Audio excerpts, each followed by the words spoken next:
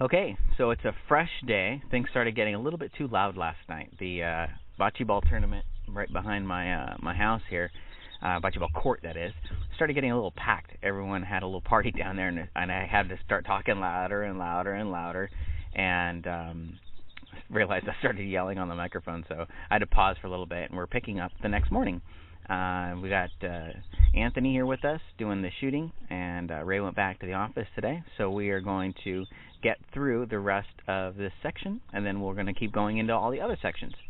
So we left off with including products into your packages from other people, and now we're looking at the 10x factor. So the 10x factor is pretty simple. Just deliver 10 times the value of what the customer is paying for. So if I'm giving you $1 for the product, just deliver $10 in value. If I'm giving you $1,000 for the product, deliver $10,000 in value. If I'm giving you $2,000 in product, deliver $20,000 in value. If you really want to go crazy, do like I do. Go 100x. Give them really extreme value for what they're getting. This package that you're watching right now is worth way the hell more than the price that we're charging for it, and it's ridiculous. And everyone who's seen it has said that, and that's exactly what you want for your product. You want people to go, how the heck can they do that? How can those guys do that?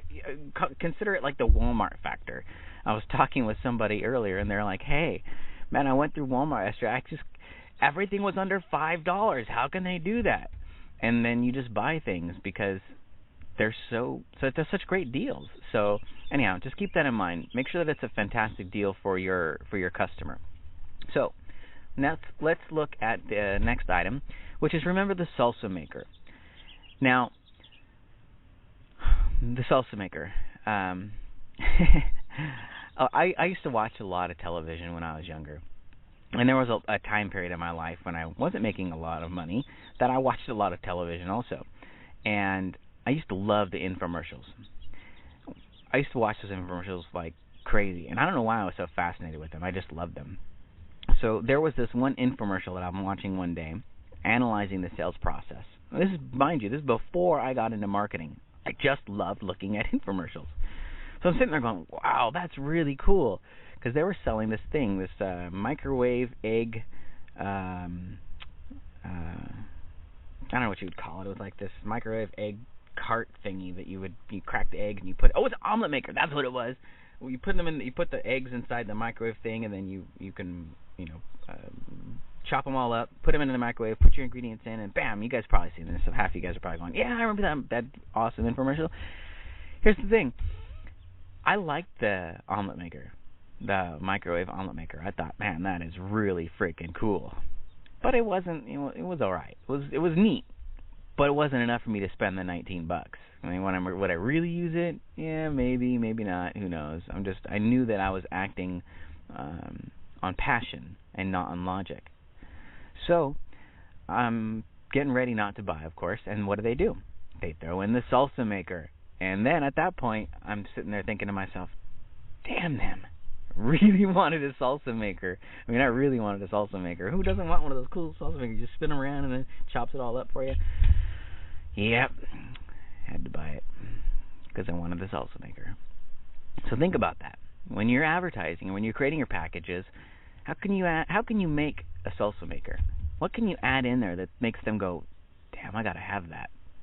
For me, for this package that you bought, I've thrown all this cool stuff together, and then we throw in the templates. The templates are the salsa maker.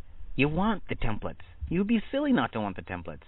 I mean, you'd be silly not to want all the information anyway, but you get the point, right? The templates are the salsa maker. Think about your salsa maker and have a good one in there. And of course, again, I'm not talking literally about a salsa maker, just the concept of the salsa maker. So remember that when you're making your package. Also, make a wish list of what you want to test. What are the different variations of packages that you want to create? You can have 15 different packages. The combinations of different products mixed together to create a new package, to see which package is going to be the most attractive package. Now remember, price points don't constitute a package. They constitute an offer. So different packages are mixtures of products, okay? So make a list of the different packages that you want to test. And then make your packages for pre-sell, upsell, and cross-sells. So just remember, as you're making your packages, you're going to pull all these assets together and say, okay, this looks really great. What do I got here? Well, let's put this on the front end, and then let's put these on the upsell back end. What happens a lot in the info marketing space is people go bonus crazy. And you don't need to go bonus crazy in the CPA space. You can take all those bonuses that are on the front end and you can turn them into upsells, or you can turn them into cross-sells, or you can turn them into unadvertised bonuses. Because you're just asking the consumer for a heck of a lot less money, unless you're, of course, doing a straight sale, you don't need to bonus it up that much. It's unnecessary. And in my personal opinion, sometimes it really devalues your offer. If I come in and you've got this great information that you're trying to sell me, and then you give me $1,000 worth of value for $20, now I got to question you. I got to question your motives. If it was worth a bunch of money, why would you feel the need to put $1,000 worth of bonuses in there? Save them. Save those bonuses for later on. Okay? Let's keep going. Offers. Create different pricing models for the packages that you've just created. So you went through, you created a whole bunch of different cool packages that are different products combined. Now think about what are the different price points you want to offer them at. Maybe even one price point may be a free trial. One price point may be a pay up front. One price point may be a 3 easy pay solution. So you can test out all these different price points and different placements within your path as a different offer. So if I offer it on the front end, that's one offer. If I offer it on the back end, that's a different offer. Do you follow me? Even though the package and the product will stay the same, its position in the path would constitute a different offer. So think about all the different offers that you're going to want to create for your users. Mostly these are going to be different price points that you're going to want to test. Free trial, non-free trial, pay no shipping, pay shipping. Don't pay anything up front, pay something up front. You get to play with these a bit. Just consider what the customer wants and forget your own needs. That's really important for your offers. Always remember that it's not what you think, it's what the customer thinks. Too many people get married to the fact that they really think they have the best product in the world. And it doesn't matter. That's the sad part. In marketing and in life, it doesn't matter how great your product is. What matters is how good is your marketing. Be sure your offers are easy to understand. If you're going to make an offer, make sure that it's very, very simple and easy for the customer to understand. Don't let them get confused. A confused customer will not buy. I've listed here the risk-free trial. We're going to go into more detail about the risk-free trial in a little bit because it's actually a lot more detail on the risk-free trial because it's so important, I think, to your success. Also, another offer would be one-time sales, which most of you guys are familiar with because that's what dominates the internet marketing space right now is one-time sales. However, a lot of guys in the last year or so have been moving over to free trial model. Pretty cool to see. Technologies.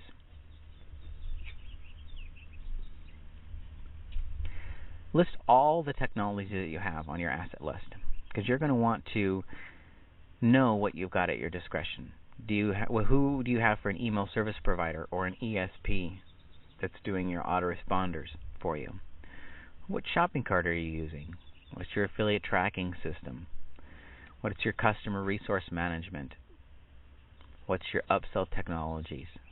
What are your IVR systems looking like? Voice broadcast systems. Any call recording software that you may have. All of these things are the technologies. We're going to talk more about technologies in the future section, but it's important that you record everything that you have in your asset list so you know what you need to change later on. Okay? Comparisons. You'll also want to collect the comparisons. How do you compare against your competition in all of these areas? Value, features, testimonials, ingredients, effectiveness, and credibility. So for the value question, how do you compare in value? Are you delivering more value than your competition? That's pretty cut and dry. For features, do you have more features than your competition? Do you have more testimonials than your competition? You may have a product that may not be able to feature as much scientific study as another product because they're more funded. However, you may have 100 times more testimonials than they do. You can list that in your comparison. Testimonials, 142 for you. For customer X or for company X, testimonials listed on website, 142. Competition, 4. That's a pretty big statement right there, one that most people don't think about. And if you get testimonials, like we talked about earlier, in any step of the process, including the very beginning, it's still a testimonial. People are talking about your great product. Ingredients, how do your ingredients vary? If you do have more scientific documentation than someone else, then great, mention it. If you've got more ingredients that are in the buzz right now, then list those. The effectiveness of the product, be careful with that one, but talk about it if you can. Credibility, what are the credibility sources from outside companies? How can you, let's just talk, if we're looking at like a comparison chart, I would say maybe putting something like, reviews from third-party sources, check, and then, or pick one of your sources. Talked about on CNN, check. The other all your competition, no check marks. Do you see what I'm saying? So think about that. Even if it's something as simple as another person who's respected in that field only, that's not well known, you can still leverage that. Psychological assets. These are the fun ones. I love these the most because I think that when you truly get the psychology of your customer, I know. When you really, really get the psychology of your customer, where they're coming from, what consumes them, then you've really you're just leagues ahead of everyone else. Everything else you can fail at miserably, but if you get this, you can still win big time. So think about it. What motivates your user? What is it that really propels your customer to be more and to do more? Let's use an example, okay? When we use or when we promote, like recently we did a promotion for a hair. I don't know what to call it. It's really I wouldn't call it a depilator. It was more like I don't know if I said that word right. Basically, you put stuff on your face. I don't know what the word would be, but you put the stuff on your face. Women do, and it will take strong man hairs and turn them into feminine, light, soft hairs. So what we found is that what really motivates our user in that space is fear. The biggest motivation for that audience is the fear of embarrassment and what life is like when someone sees one of those big man hairs on their face. And it's a real big fear for women, and it's not something that we can even consider understanding until we get into their mind frame. And when we really, really get in their mind frame, then we can go, wow, how devastating it must be to have that constant fear. Did I get them all? Is he looking at something on my face? Is there a hair on my face? There's a freaking hair on my face. Think about it. When you really dig deep into the psyche of your customer, it makes an enormous difference in how you write your copy and how you present your pages. So think about what really motivates the user. What's his or her day really like? How, not just, hey, they have 2.6 kids and their average income is XYZ. What's their day really like? What's it like in the morning? From a diet perspective, is that not just they're overweight and they think about not eating, or their friends make fun of them. That's not it. It's what is it really like for them? What's it like first thing in the morning? Do they want to wake up? Do they want to hear the alarm go off? When they hear it go off, do they dread getting up in the morning? Do they not want to start their day? Do they really literally hate waking up? When they roll out of bed, do they have to roll to their side and then push with their arm to get out of bed rather than just sitting up? Is sitting up not an option? I mean, really think about your user.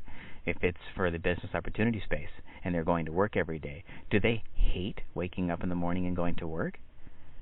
Do they despise their job? Think about it. What's their day really like so that you can understand and be your user? Or are they unemployed? Are they scared? Just needing something, anything at this point to make it through the day. So think about what it is you're selling. I know I mentioned this a lot, but feel the feelings of your user. Think the thoughts of your user. The psychological assets. I could go on and on and on with this one. What keeps them awake at night? That's a really important one that is overlooked often. What are the nighttime stresses? Because there are a growing number of the population, or should I say there is a growing number of the population that cannot sleep at night. What keeps them up? What do they think about when they're laying in bed? What are their stresses? Write all those stresses out. What's their biggest fear? Think at a core level. What would be my biggest fear if I were in the business opportunity space? Is my biggest fear failing? Is my biggest fear letting my parents down? Is my biggest fear letting myself down? Whatever my biggest fear is, if you can bond to me at each of these last 4 things and the next 3 and more, then you're going to really make me know that you understand me. Why are they really buying your product? A lot of us think that customers are buying our products because they think that they're the best product. No, that's not it. They're buying your product for a reason. It may not have anything to do with your product. They may be buying your product because they like you. They believe in you. They believe in the message that you've put out. If you've got personality on your website, they've bought into that personality. Why are they really going to end up buying your product? Think about it. Is it the hope that you're giving them? Is it the content that you're giving them? What's the core reason why your customer will buy? Now, even though you haven't created your pages yet, you can still think about why they'd really buy your product. From a business opportunity standpoint, actually from almost every standpoint, most customers buy because the website that they're on gives them hope. They buy for the hope. But what is your customer really buying for if you're selling something else, financial information, or if you're selling diet, or if you're selling business opportunity, or you're selling widgets? It doesn't really matter. There's some reason why they're buying, and get to the core reason of why they're buying. Who do they have to defend their buying decision with? This is an enormous one. Are they going to defend their buying decision with themselves, with their spouse, with their parents, with their friends? They are going to, at some point in time, unless they keep this decision a secret, they're going to have to defend this decision to someone. I don't know about you, but every time I bought something and I'm proud of what I bought, I want to tell someone. And they should be really proud that they bought your stuff. They should not want to keep it a secret unless you're addressing something like that hair loss product, in which case, that's a little bit different. But they still will have to defend their buying decision to someone. If not to someone else, to themselves. So who are they going to have to defend their buying decision to? And then how can you end up giving them the ammunition so that when they talk with someone, they can speak educated and passionate about your product and how your product is going to help them? One of the things that I like to do for the diet stuff that we've done in the past is I like to tell the customers, look, it's going to be a tough road for you. There's going to be lots of people that are going to attack you for your decision to try and make change in your life. When you come across these people, just know that they're not doing it to hurt you. They just don't know any better. They don't realize that every time they tear you down a little bit to try and make themselves feel better, what it's doing to you. But you don't have to let it affect you. You can recognize that they are just uncomfortable with you changing who you are and growing to be more and to be better. So just recognize that those people who will try and tear you down don't mean it, and it's nothing personal about you. It has to do with them. It has nothing to do with you. So that one simple statement will really help, especially if given by someone who is passionate and empathic, can really help your customer to understand that they don't have to defend themselves. Or when they get in that situation, if you place that pre-anchor, that they can defend themselves, at least internally. And then it'll also help them to bond to you. Anyway, I'm getting a little bit ahead of myself because I really get passionate about the psychological asset thing. But just think about that. How can you help them be more self-sufficient? That's kind of what I was getting at just a moment ago, is help them to become more self-sufficient and more independent of the goodwill of others. So if you believe that your customer places a lot of stock in what other people tell them, help them to recognize that they don't need that third-party validation from others, and that they can do it on their own, and you will be there to help them, and your staff will be there to help them, or your resources or whatever. Let them know that they can do it on their own, and they don't need the validation of everyone else around them.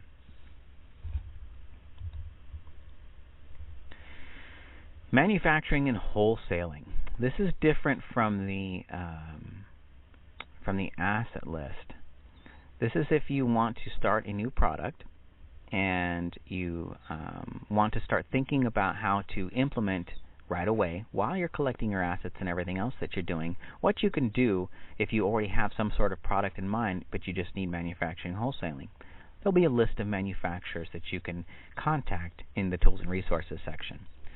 So you can start by placing a small order of 500 units for the niche that you've discovered has potential. So let's say you're doing your competitive research that we talked about earlier, and in doing the competitive research you find that there is one area that you really want to explore yourself. You can contact manufacturers and get your own formulations created in very short order, and you can do it with very minimal cost. You can get these for between $2 and $6 per unit. That's pretty normal. Average is about $3.75. Anything more will be very hard for you to sustain. Now, I say that with a grain of salt, like everything else that I say, because there are always exceptions to every rule. You will be able to poke holes in anything that you want to for the rest of your life. So, can you do it with a $10 supplement? Yes, of course you can. You'll just have to change your model slightly, charge a little bit more, rebuild a little bit more, get a higher quality customer. Anything you can think of you can achieve. However, it will be hard to sustain mass scale with a higher price point. Again, mass scale isn't everything. You can do lower scale. I'm sure a lot of people will be very happy to take 200 orders a day at a $150 rebill. Nothing wrong with that. It's good. It's good money, and hopefully good customers. I'm attempting to give you all of the best outlines that I can for each different thing. So if you want to drive to 500 to 1,000 orders a day or more, in that case, you probably want to keep your product cost as low as possible, because then you start getting into lower quality customers once you break that threshold, and it'll be much easier to maintain your margins with a lower upfront product cost. So again, $2 to $6 is normal. $3.75 around there is about the norm. Don't compromise quality for cost, though. Make sure you're always delivering good quality. A good manufacturer will know that he can, I shouldn't say good, I should say experienced manufacturer will know that he can charge you a bit more until you get your feet wet and you realize how much negotiating power you have. So just keep that in mind. Create your label with the help of your manufacturer and companies like 99 Designs. It'll take you 2 or 3 days and cost you no more than like $150 to get a label created on 99 Designs. Get substantiation documents from your manufacturer. Do that immediately before you get started. Tell them that you want the substantiation documents prior to your order being shipped or delivered or paid for. Do not get your order without substantiation documents. There should be documented case studies on every ingredient if your manufacturer is telling you that this is a good product. Say, okay, great, I want the substantiation on all the ingredients that you have implemented in this product formulation. Consider the location of your manufacturer before you place your order. Be sure that your fulfillment is close by. It can cost you just as much to ship your 500 units as from your manufacturer to your fulfillment house as it costs you to actually get the dang things created. So keep that in mind before you place your order. Ask, where is it at? How can I get it to the fulfillment house? Do I have a fulfillment house close by? So just keep that in mind. A lot of people made that mistake in the past. Arrange for fulfillment and good customer service resources with a good company. We're going to go into that in great detail in Section 12, but you can arrange fulfillment and customer service resources with companies like Atlas. They're the one that I mentioned the most because I have a lot of clients do a lot of work with them. There are, of course, other good companies. I just don't know of many of them offhand right now. So that pretty much does it for manufacturing and wholesale. I think that might be close to the end of the, yeah, there you go. That was the end of Section 2 for collecting and building your asset list. It's really, really, really important that you do that initial base foundational work and collect all those assets so that you have your repository of testing bed and copy and images and everything to pull from as you grow your campaign. Do you see now how after you get all those things collected, you've got the foundation for your business? Now you've got all the wood, you've got all the nails. Now all you got to do is design your house. Design it and then build it, because you got everything already. I mean, this is very much like building an actual house or an actual business. Most people will start off by trying to just send customers to a straw house because there's no foundation. Now you've got your foundation. So take some time, please, and go through and fill in every one of those asset list resources. Even if it's just a small amount of stuff, don't leave any of them empty, because if it's empty, that means you haven't put any time to that one specific section. And if you haven't put any time into that section or that asset grouping, if you will, then you're not going to see success from your product. I mean, you can, don't get me wrong, you can throw at the wall and see what sticks, but it's much, much, much easier for you from a longer term perspective if you've got your foundation established. Okay? All right, let's go ahead and move into Section 3 now.